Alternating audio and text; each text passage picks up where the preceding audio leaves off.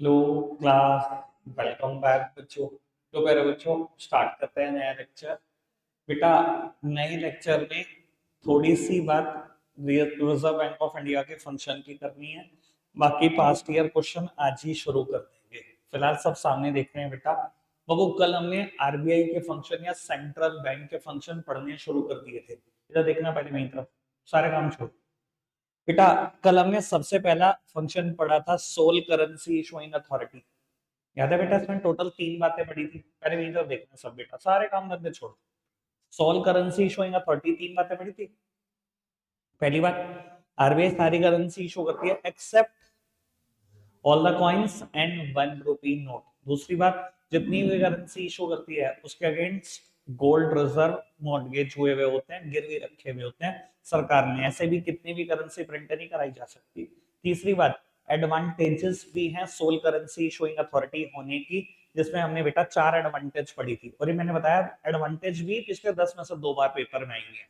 पिछले 10 सालों में 2 बार सिर्फ एडवांटेज आई है सोल करेंसी इशूइंग अथॉरिटी होने की। चार एडवांटेज याद है आपको? तीन में तो कंट्रोल कंट्रोल कंट्रोल वर्ड था, याद है आपको? Rupee value control, money supply control, government can easily control the authority. और चौथी बात थी यूनिफॉर्मिटी। ठीक है, सो सिंपल।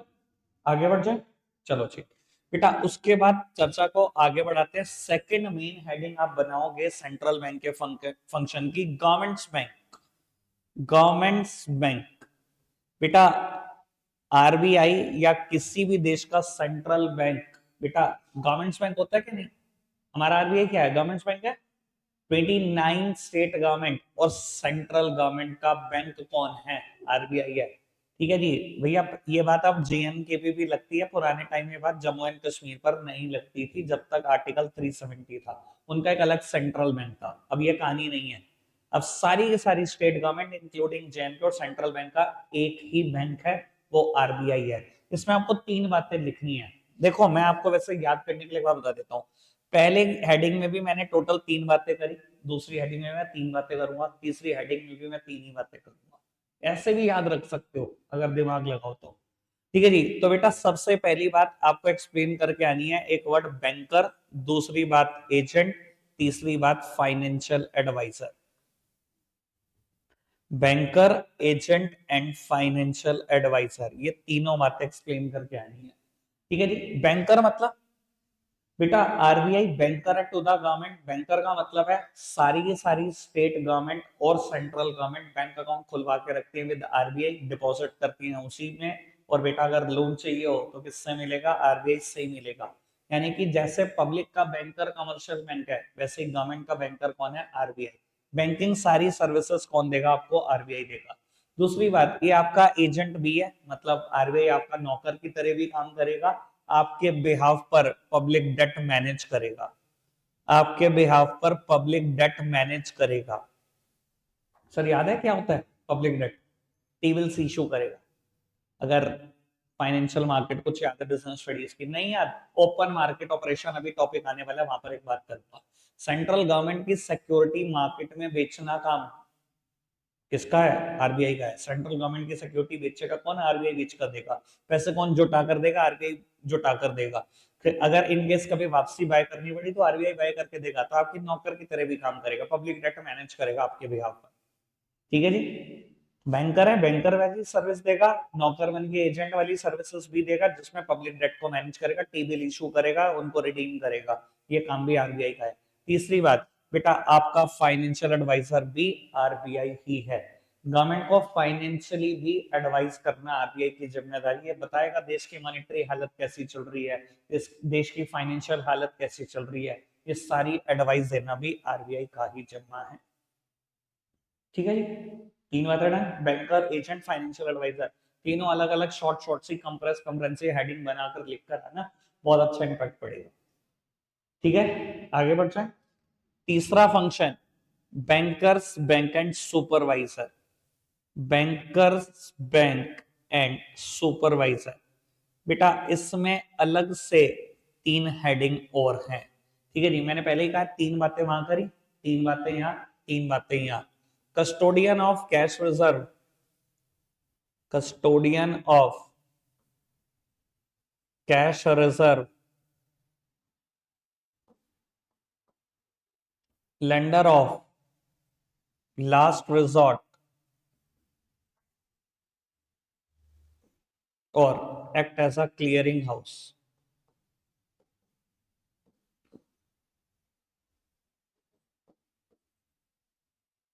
लो पुत्र, बेटा वैसे बहुत बार इस साल भर में ये बात हुई है कि सभी कॉमर्शियल बैंक्स को सीआरआर मेंटेन करनी होती है विद आरबीआई। अपने डिपॉजिट का एक सर्टेन परसेंटेज आप आरबीआई के पास रखते हो, तो बेटा आरबीआई क्या है, कस्टोडियन ऑफ कैश रिजर्व है। हर कॉमर्शियल बैंक अपने डिपॉजिट का एक सर्टेन परसेंटेज कैप करता है विद आरबीआई, आरबीआई उस परसेंटेज को संभाल कर रखता है।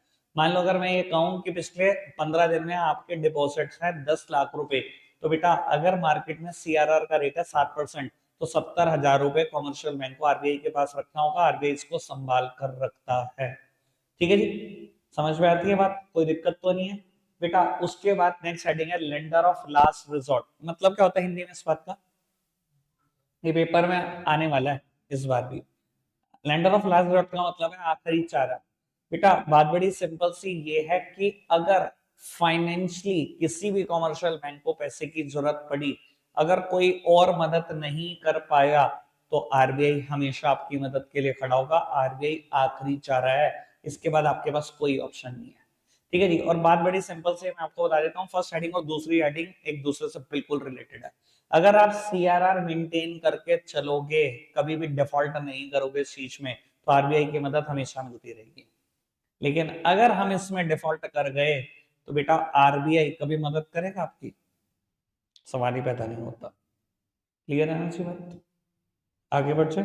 अच्छा, मदद की जरूरत पड़ सकती है कि नहीं, कैसे जरूरत पड़ सकती है, मैंने आपको पिछली बार एग्जांपल देकर भी बताया था, दोबारा दे देता हूँ, सुनना। पिछले 15 दिन में मेरे बैंक के पास डिपॉजिट हैं 10 लाख रुपए के। ठीक है जी, सीआरआर छोड़ी, एसएलआर छोड़ी, आपने लोन कर दिया। सीआरआर 7%, 70,000 रख दिया आरबीआई के पास। 31 आपके पास खुद पड़े हैं, 13% मान लो एसएलआर का रेट है।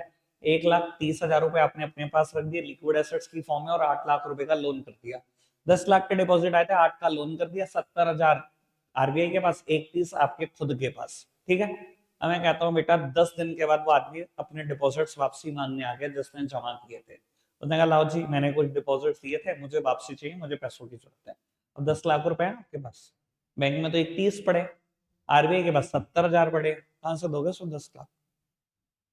देने पड़ सकते हैं कि नहीं? देने तो पड़ सकते हैं भैया। अगर वो डिमांड डिपॉजिट हो तो, सेविंग बैंक में पड़े थे, मान लो उसके 10 लाख रुपए डिमांड डिपॉजिट है, कभी भी निकाले जा सकते हैं। अब वो तो आज डिमांड कर रहा है, अभी दो, कहां से दोगे? बेटा मिलेंगे, उसको पैसे दोगे आप, कहां से लाओगे? आरबीआई आपकी मदद करेगा। तो हर कॉमर्शियल बैंक को बेटा पैसों की जरूरत पड़ सकती है, इसके में मदद करने वाला कौन है? सिर्फ आरबीआई। क्लियर है अच्छी बात, आगे बढ़ जाए पक्का से। चल, उसके बाद बेटा तीसरा नंबर आता है act as a clearing house. अभी बेटा परसों हमने ना एक बात करी थी, जहां हम बात कर रहे थे बेटा कि चेक फैसिलिटी की, और चेक फैसिलिटी में भी मैं बात कर रहा हूँ बेटा क्रॉस चेक की। इधर देखना, कुंज का बैंक है बैंक ऑफ बड़ौदा, और मेरा बैंक है पीएनबी। याद है आपको, इससे मैं एग्जांपल चल रहा था, मैंने पीएनबी से चेक काट के दिया, कुंज का नाम क्रॉस चेक। कहाँ जाएगा ये? अपने बैंक में जाएगा। पैसे कैसे मिलेंगे? बैंक अकाउंट में मिलेंगे।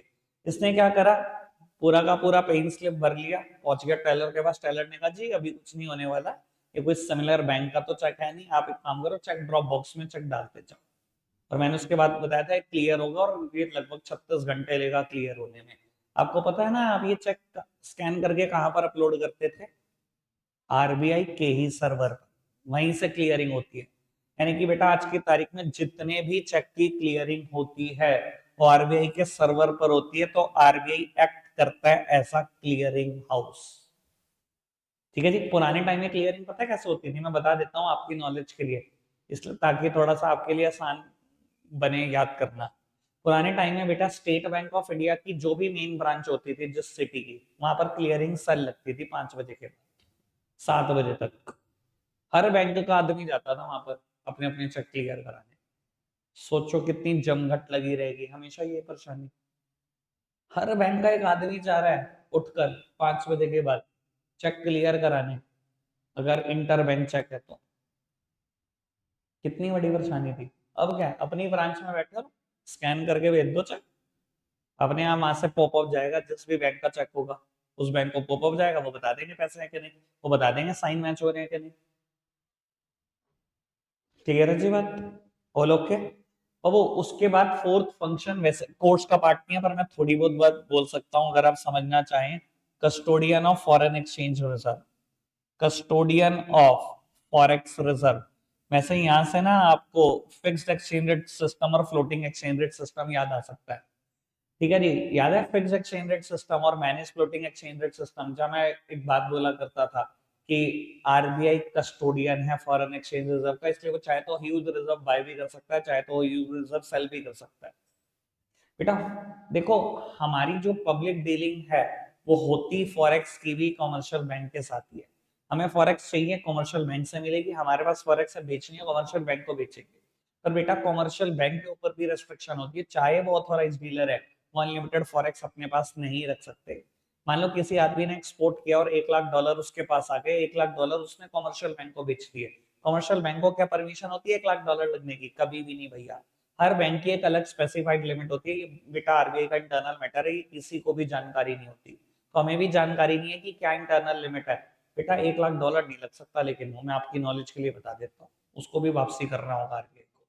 तो RBI is the custodian of foreign exchange reserve. कोई कमर्शियल बैंक कस्टोडियन नहीं होते, वो तो बस एजेंट है, वो तो ऑथराइज डीलर है, बस फॉरेक्स बेच रहे हैं खरीद रहे हैं, कस्टोडियन वो भी नहीं है। क्लियर अच्छी बात? ये कोर्स का पार्ट नहीं है, फंक्शन कभी नहीं पूछा जाएगा। ठीक है बाबू, मुझे आखिरी फंक्शन के लिए एक बिल्कुल फ्रेश स्लाइड चाहिए, ठीक है जी, क्योंकि फंक्शन बहुत बड़ा है, तो मैं फ्रेश स्लाइड से स्टार्ट कर रहा हूँ उसको। ठीक है जी, और ये पेपर में अलग से भी आ सकता है, वैसे एक्सेस डिमांड और डेफिशिएंट डिमांड में आप ये वाली बात पढ़ चुके हो, मैंने वहां पर बोला था कि मैं नहीं पढ़ाऊंगा। ठीक है जी। Fifth one, controller of, controller of money supply and credit, controller of money supply and credit.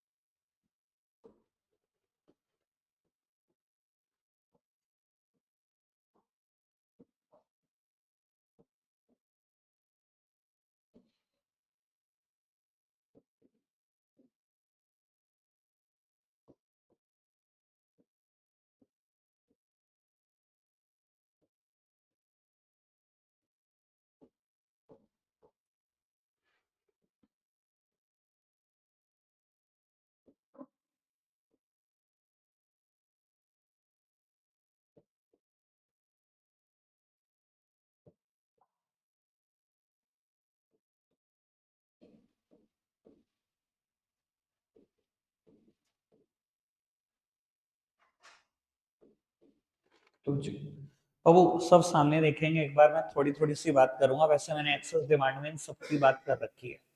बेटा आरबीआई का ये जो रोल है ना, ये जो 6 फंक्शन आपको दिखाई दे रहे हैं, इससे बेटा वो चाहे तो मनी सप्लाई कंट्रोल कर सकता है, चाहे तो क्रेडिट कंट्रोल कर सकता है।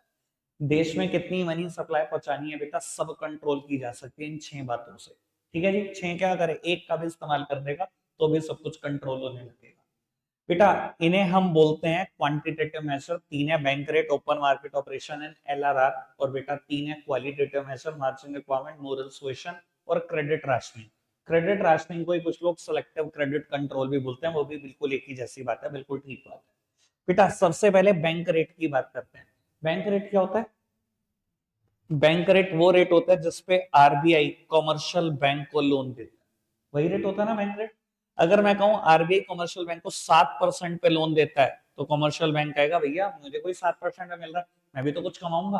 कॉमर्शियल बैंक मान लो 9% पे अपने कस्टमर्स, अपने क्लाइंट्स को लोन देता है, और मैं कहूं यही सिचुएशन इकोनॉमी में चल रही है और इसके बाद भी इन्फ्लेशन आ गया, तो इन्फ्लेशन आ गया मतलब पता है ना इन्फ्लेशन क्यों आता है, एक ही कारण है घूम फिर के।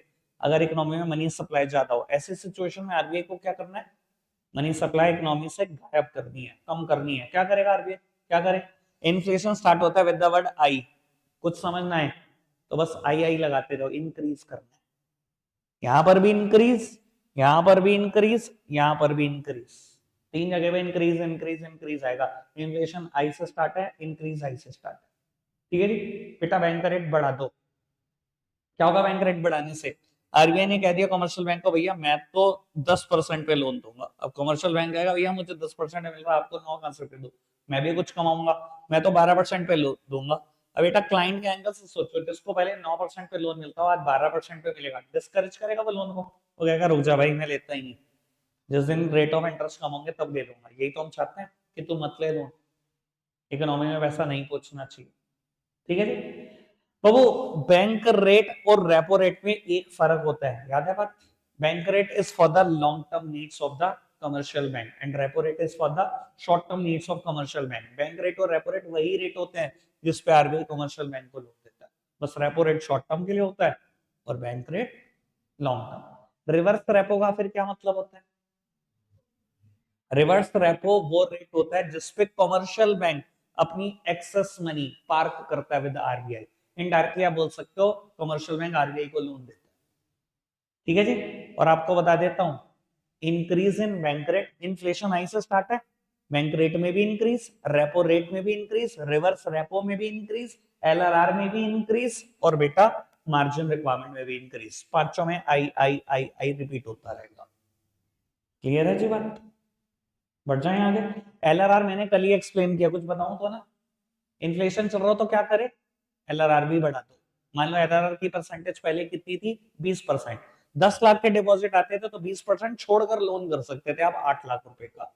अगर इसके बाद भी इन्फ्लेशन है, क्या करे आरबीआई, एलआरआर बढ़ा दे, 20 की जगह 30 कर दो। अगर अब कमर्शियल बैंक के पास 10 लाख के डिपॉजिट आएंगे, क्या वो 8 लाख का लोन दे पाएंगे? नहीं, अब वो 7 का ही दे पाएंगे, 30% छोड़कर। पहले के कंपैरिजन में इकोनॉमी में मनी सप्लाई कम पहुंची, यही हम चाहते हैं कि कम पहुंचे। डन। ठीक है जी। ओपन मार्केट ऑपरेशन, अभी याद है बेटा मैंने एक बात लिखी है, गारमेंट्स बैंक में बैंकर, एजेंट और फाइनेंशियल एडवाइजर। एजेंट वाली बात यहां से समझना चाहिए बेटा। ओपन मार्केट ऑपरेशन में ना दो काम हो सकते हैं, परचेज ऑफ गवर्नमेंट सिक्योरिटी और sale of government security. At the time of inflation क्या करें, सेल ऑफ गवर्नमेंट सिक्योरिटी। इधर देखना, इन्फ्लेशन है मार्केट में, क्या करेगा आरबीआई, सेंट्रल गवर्नमेंट की सिक्योरिटी, वैसे जिसको हम टेबल्स बोलते हैं, मैं नाम बोल रहा हूं नहीं लिखना आपको, ये बस बिजनेस स्टडीज के लिए पता होना चाहिए। सेंट्रल गवर्नमेंट की सिक्योरिटी को आप मार्केट में बेच देते हैं, आरबीआई मार्केट में बेच देता है। ठीक है जी। मार्केट में बेचने से क्या होगा, लोग खरीदेंगे, पैसे देंगे, पैसा इकोनॉमी से आउट हो गया, यही तो हम चाहते हैं, यही तो हम चाहते हैं। और अगर डिफ्लेशन हो तो, उल्टी बात हो तो बेटा वापसी इन सिक्योरिटी को बाय कर लेगा आरबीआई। कैसे इन सिक्योरिटी को बाय करेगा, इसके लिए पैसे खर्चने पड़ेंगे, पैसे दे देगा, इकोनॉमी में पैसे पहुंचा देगा। इन डिफ्लेशन के टाइम पे वही चाहिए होता है, इकोनॉमी में कोई पैसा पहुंचाए। डन। मार्जिन रिक्वायरमेंट क्लियर है? कुछ बताना है बताओ, क्या करना चाहिए इन्फ्लेशन के टाइम पर, मार्जिन भी बढ़ा लो। ठीक है जी। मान लो पहले आप 1 करोड़ की एसेट रखते हो और 25% का मार्जिन है, तो लोन कितना मिल सकता है, 75 लाख। अगर मैं कहूँ इसके बाद भी इन्फ्लेशन आ रहा है तो क्या करना चाहिए आरबीआई को, मार्जिन और बढ़ा दो, 25 की जगह 35 कर दो। अगर आपको 1 करोड़ की सिक्योरिटी गिरवी रखे तो 35% मार्जिन है जी, 65% लोन मिलेगा, मतलब 65 लाख का। ठीक है ना जी। डिस्करेज हो जाएंगे कुछ तो लोन, कुछ तो लोग सोचेंगे ना, बता पहले 75 का मिलता था, 65 का, छोड़ मैं लेता ही नहीं। यही तो चाहते हैं, क्या आप मतलब। मॉरल सुएशन और क्रेडिट राशनिंग क्या फर्क है? मोरल सुएशन मतलब अपॉन रिक्वेस्ट कुछ कहना, और क्रेडिट राशनिंग मतलब ऑन ऑर्डर, ऑर्डर से कुछ कहना, बस यही फर्क है। ठीक है जी। अगर इन्फ्लेशन है तो बेटा चाहे रिक्वेस्ट करनी हो चाहे ऑर्डर, एक ही चीज का होता होगा। कुछ इंडस्ट्रीज के नाम दिए जाते होंगे जिनको लोन बिल्कुल मत करना। एक तो यहाँ लोन मरता है, दूसरा मनी सप्लाई बढ़ती है। ठीक है जी। और मैं बता देता हूँ, बीच बीच में आरबीआई अपनी पे अगर आ जाता है, उसे लगता है मनी सप्लाई बढ़ रही है, तो मैं तो खुद देखता हूँ ये सब कुछ होते हुए। ठीक है जी। अभी मैं पिछले दिनों देख रहा था, मैंने लास्ट टाइम भी आपके साथ एग्जांपल शेयर किया था, एचडीएफसी बैंक के पास ना सबसे ज्यादा क्रेडिट कार्ड होल्डर है, ये पता है आपको? एसबीआई के पास सबसे ज्यादा लोन होल्डर है, सबसे ज्यादा लोन एसबीआई करता है, स्टेट बैंक ऑफ इंडिया। पर क्रेडिट कार्ड सबसे ज्यादा किसने इशू कर रखे हैं, सबसे बड़ा प्राइवेट बैंक एचडीएफसी ने कर रखे हैं।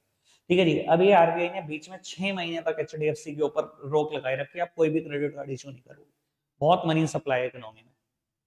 क्रेडिट कार्ड से क्या पता है ना क्या होता है, हर आदमी खर्च रहा है, पूरी पूरी लिमिट तक खर्च रहा है, 50-50 दिन बाद पैसे दे रहा है वापसी। भैया इकोनॉमी में इतनी मनी सप्लाई क्रिएट हो गई थी कि आरबीआई परेशान हो गया था। 6 महीने तक एचडीएफसी बैंक के ऊपर रेस्ट्रिक्शन लगी रही, क्रेडिट कार्ड इशू मत करना, चाहे वो ऑर्डर से लगी रही हो चाहे वो रिक्वेस्ट से लगी रही हो, बट लगी रही। तो अगर इकोनॉमी में मनी सप्लाई बढ़ती है तो चाहे रिक्वेस्ट करनी हो चाहे ऑर्डर, ऑर्डर भी किया जा सकता है, रिक्वेस्ट भी की जा सकती है कि इन पर्टिकुलर इंडस्ट्री को लोन नहीं करना है या क्रेडिट कार्ड के ऊपर रेस्ट्रिक्शन लगा देना, जो कि मैंने अभी बात बताई आपको। ठीक है जी। बस बात बड़ी घूम फिर के ये है कि रिक्वेस्ट मानी जाती होगी आरबीआई की नहीं? फटाफट बताओ, रिक्वेस्ट भी मानी जाती होगी कि नहीं मानी जाती होगी? क्यों? क्योंकि लैंडर ऑफ लास्ट रिसोर्ट याद है ना, आपको भी पैसे की जरूरत पड़ सकती है, आज रिक्वेस्ट नहीं मानोगे तो बेटा कल आरबीआई मदद भी नहीं करेगा। ये खत्म। फास्ट ईयर क्वेश्चन स्टार्ट कर रहे हैं बेटा। दो टॉपिक है, मनी एंड बैंकिंग। मनी से स्टार्ट करके खत्म कर रहे हैं, बैंकिंग कल का पार्ट है। बेटा सबसे पहले क्वेश्चन स्टार्ट कर रहे हैं मनी से, ठीक है जी। बैक टू बैक 15 क्वेश्चन पढ़ेंगे, 15 ही सेकंड, स्पीड बढ़ाकर पढ़ता। The value of all goods and services can be expressed in monetary unit. On the basis of given statement, identify the function performed by money. ये statement पढ़ी है? याद है बेटा? Barter system है, lack of common measure of value. सारी unit को एक पर्टिकुलर, सारी कमोडिटी को एक पर्टिकुलर यूनिट में एक्सप्रेस किया जा सकता था? कभी भी नहीं किया जा सकता था। बेटा आज की तारीख में मनी में all the commodity can be expressed in the form of money. All the commodity can be expressed in the form of money. वही तो बात चल रही है बेटा, और इसी को तो हम बोलते थे कॉमन मेजर ऑफ वैल्यू, या उसी में हम बात करते थे यूनिट ऑफ अकाउंट। इसने थोड़ा सा ऑप्शन घुमाने की कोशिश करी पर हम फंसेंगे थोड़ी। क्लियर है ना सी बात? अभी लगभग लेटेस्ट क्वेश्चन है, पेपर में आ गया तो कोई सरप्राइज होगा क्या आपको? ठीक है ना जी, बस करके आना अच्छे से। Money is an asset which can be stored for use in future. Store of value, ठीक है, तो सिंपल है बात।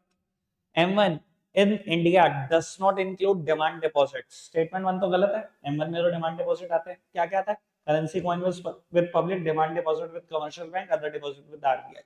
Statement 2, M1 refers to assets available with the commercial bank during a particular period of time। गलत है बात। M1 का मतलब सिर्फ वही assets होती है जो कमर्शियल बैंक के पास है। Currency and coins with public भी तो होता है, अदर डिपॉजिट्स विद आरबीआई भी तो होता है, दोनों स्टेटमेंट ही गलत है। तो आगे बढ़ जाओ। मिस्टर इकरा अंसारिया teacher was explaining in her class. फिर भैया हर भी लिख दिया, मिस्टर भी लिख दिया, क्या हो भाई तुम? छोड़ो भाई। About various type of deposit at the commercial bank, she quoted that, missus ही लिख देते हैं भाई, she quoted that these deposits form a part of M1 method of money supply and are payable on demand by commercial bank। Demand deposit भाई आपने ना मजाक का क्वेश्चन ही किया, पढ़ा था ढंग से। उसने बताया these deposit form a part of M1 method of money supply and are payable on demand. Demand पे पेबल होने वाली डिपॉजिट डिमांड डिपॉजिट, ठीक है ना जी। सिंपल बोलो तो जो चेक से विड्रॉन हो सकते हैं, यानी कि सेविंग बैंक अकाउंट और करंट अकाउंट में पड़े हुए डिपॉजिट्स, ठीक है ना। आगे बढ़ जाओ। Fifth one, all the coins are issued by finance ministry in India. ठीक है ना, सारे कॉइन्स तो फाइनेंस मिनिस्ट्री करती है। All the currency notes are issued by RBI, ये गलत है। 1 रुपए का नोट आरबीआई नहीं करता। ठीक है जी, 1 is true, second is false. आगे बढ़ो। डिमांड डिपॉजिट्स इंक्लूड, अभी बताया मैंने, सेविंग और करंट अकाउंट, सेविंग बैंक और करंट अकाउंट। सेविंग और करंट अकाउंट जहां पर भी आ जाए बी ऑप्शन है, ठीक। आगे बढ़ो। सेवेंथ का आंसर आप पढ़ रहे हो, जल्दी जल्दी स्पीड बढ़ाकर पढ़ दो बस। डन। एट्थ भी आप पढ़ रहे हो, done. Ninth, which of the following is not the function of money? Medium of exchange, price stability. Price stability तो मनी का फंक्शन ही नहीं है, 4 ही फंक्शन है, दोनों एम वाले प्राइमरी फंक्शन, दोनों एस वाले secondary function. Medium of exchange, measure of value, store of value, act as a standard of deferred payment. आगे बढ़ो। Which of the following is not a problem of water system? आप पढ़ो,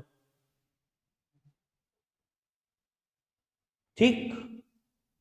ठीक है, हमने तो पढ़ रखी है, हमने तो प्रॉब्लम पहले पढ़ी थी फिर फंक्शन पढ़े थे, हमें तो बहुत अच्छे से पता है इस चीज का। डिमांड डिपॉजिट इंक्लूड सेविंग और करंट अकाउंट। चलो खत्म करो।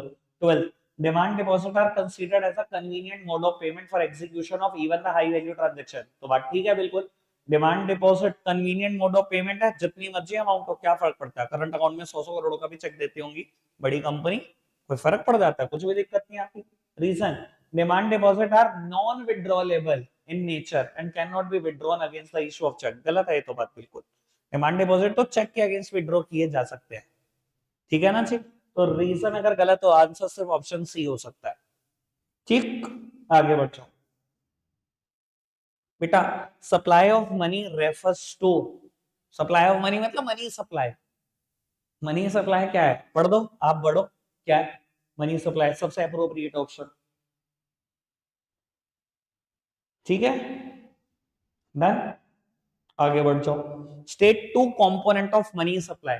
देखो जब भी मनी सप्लाई के कंपोनेंट आए तो बेटा M1 के कंपोनेंट को सबसे पहले लिखना है, तीनों को, currency coins with public, demand deposits और अदर डिपॉजिट्स, ठीक है। डिमांड डिपॉजिट का मतलब बता दो, मनी सप्लाई का कंपोनेंट ऑफ मनी सप्लाई, फिर वो कंपोनेंट आ गए, ठीक है जी। टाइम डिपॉजिट का मतलब बता दो, जो एक स्पेसिफाइड टाइम के पीरियड के बाद मैच्योर होते हैं, एफडी और आरटी। आगे बढ़ जाओ। बार्टर क्या है, हो जाएगा। स्टोर ऑफ वैल्यू फंक्शन बता दो, कंपोनेंट ऑफ मनी सप्लाई बता दो, ठीक है जी। बस मेरे हिसाब से लगभग खत्म हो गया, कुछ नहीं है, ठीक है जी। Explain difficulty in storing wealth problem faced in barter system. हमने प्रॉब्लम भी और सारे फंक्शन पढ़े हुए हैं। मीडियम ऑफ एक्सचेंज हो जाएगा, ठीक है जी। यूनिट ऑफ अकाउंट हो गया जी, आगे बढ़ते जाओ, ठीक है जी। स्टैंडर्ड ऑफ डेफर्ड पेमेंट हो गया, problem of double coincidence of want हो गया जी। मीडियम ऑफ एक्सचेंज कुछ नहीं, जहां जहां मैंने नोट्स लिखा हुआ है सब छोड़ दो, इसके अलावा कुछ बच्चे तो बताओ, खत्म, ठीक है। रखते हैं आज के लिए इतना ही है प्यारे बच्चों, बाय बाय।